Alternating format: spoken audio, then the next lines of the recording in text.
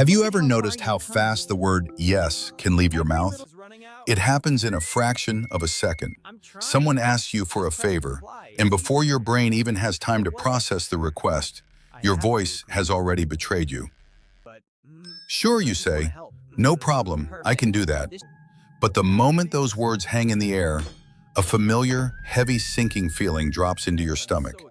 You didn't want to say yes. You don't have the time. You don't have the energy. But somehow the idea of saying no felt so uncomfortable, so unsafe, that your body automatically hit the compliance button just to make the tension go away. If you know this feeling, you are not alone.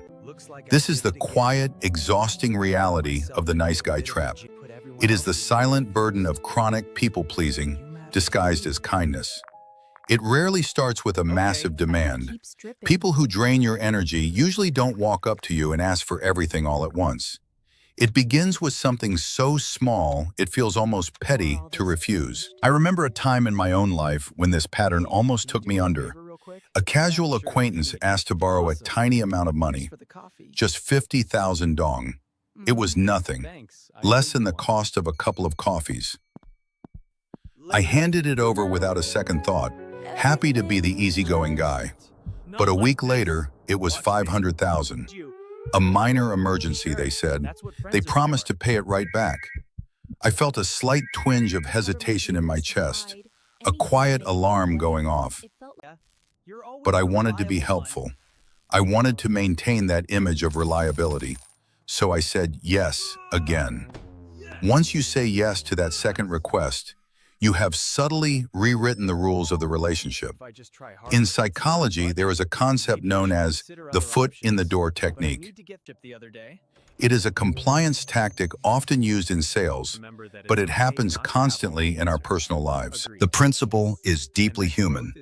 If someone can get you to agree to a small, trivial request, you are significantly more likely to agree to a much larger request later on. You have already unconsciously categorized yourself as the kind of person who helps this specific individual. To say no later would feel like breaking your own internal consistency. It would feel like suddenly being mean or difficult.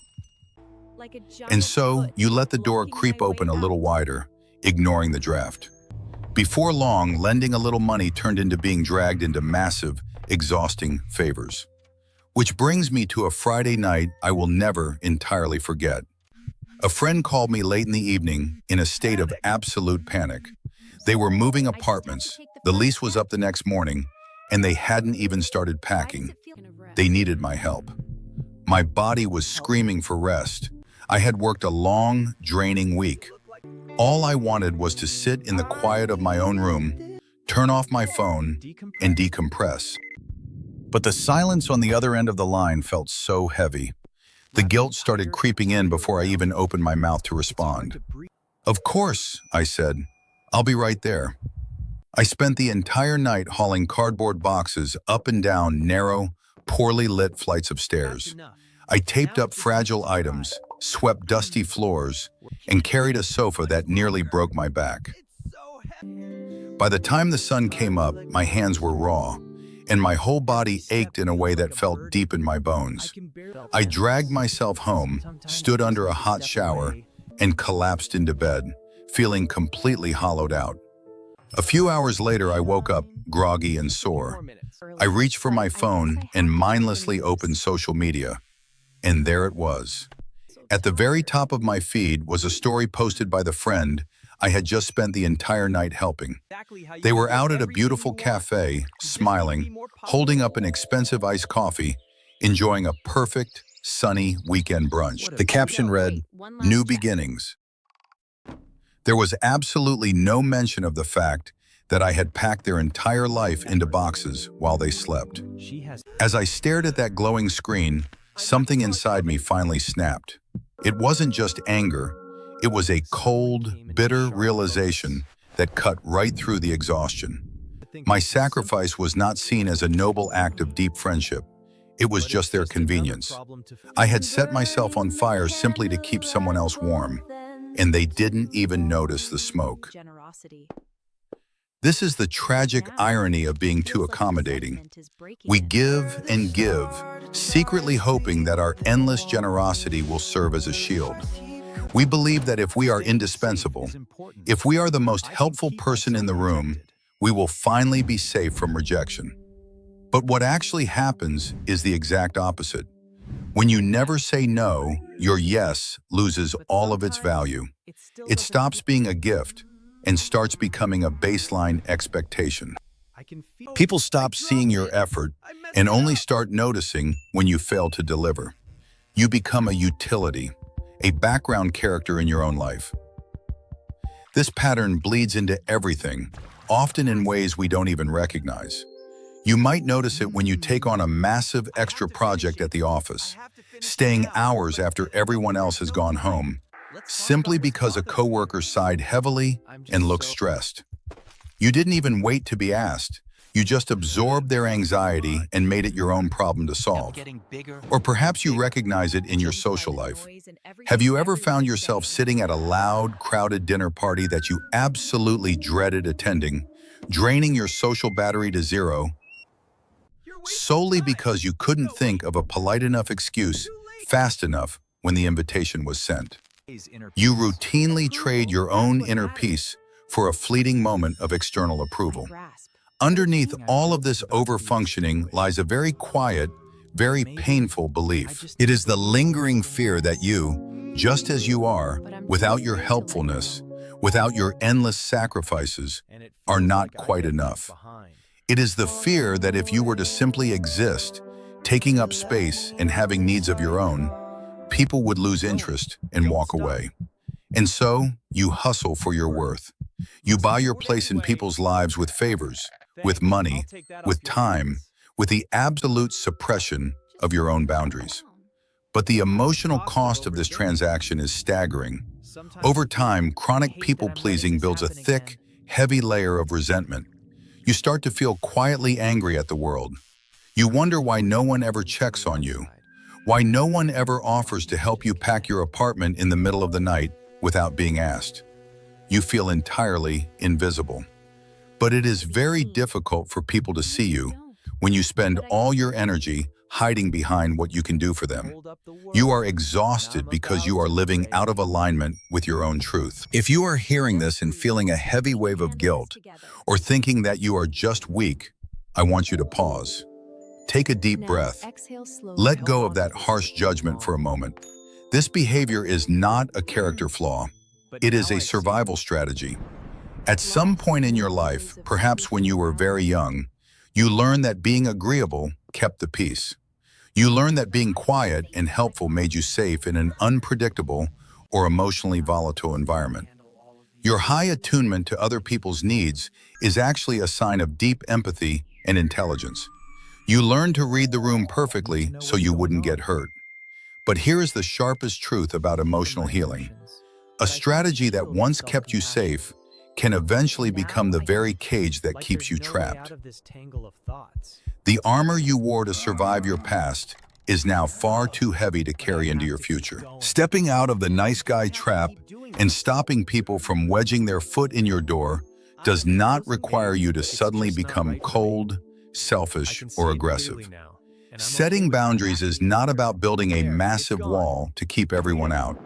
It is simply about drawing a clear line in the sand so you can safely remain inside. The most profound shift happens in the tiny space between a request and your response. When someone asks you for something, your nervous system will immediately push you to say yes, just to relieve the sudden social tension.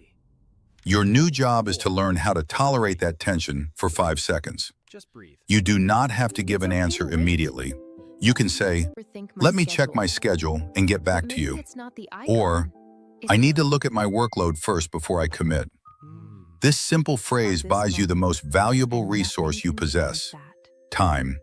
It gives your logical brain a chance to catch up with your panicked nervous system. It allows you to step back and ask yourself, do I actually want to do this? Or am I just terrified of them being disappointed in me? When you do realize that you need to refuse, the secret is to strip the apology and the panic out of your voice. You do not need to write a tragic, sprawling essay explaining exactly why you cannot help. Over-explaining is just another subtle form of people-pleasing.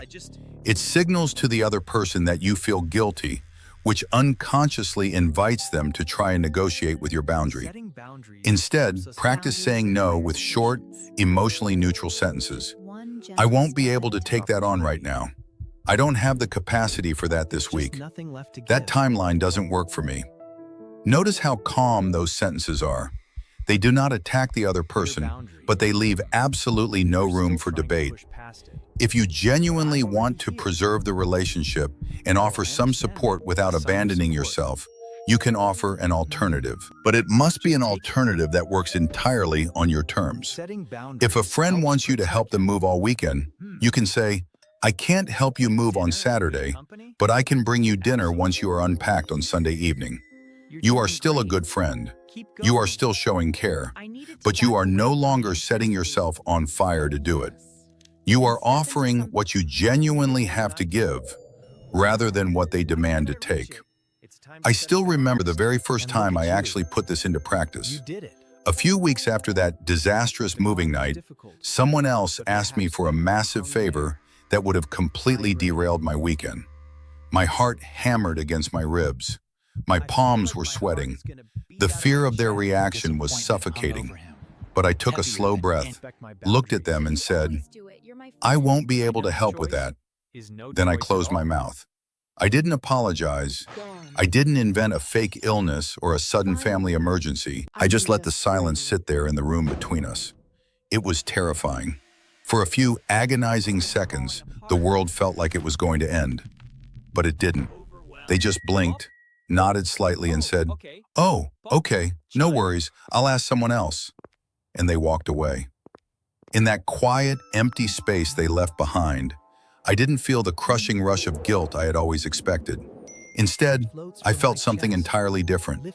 I felt light.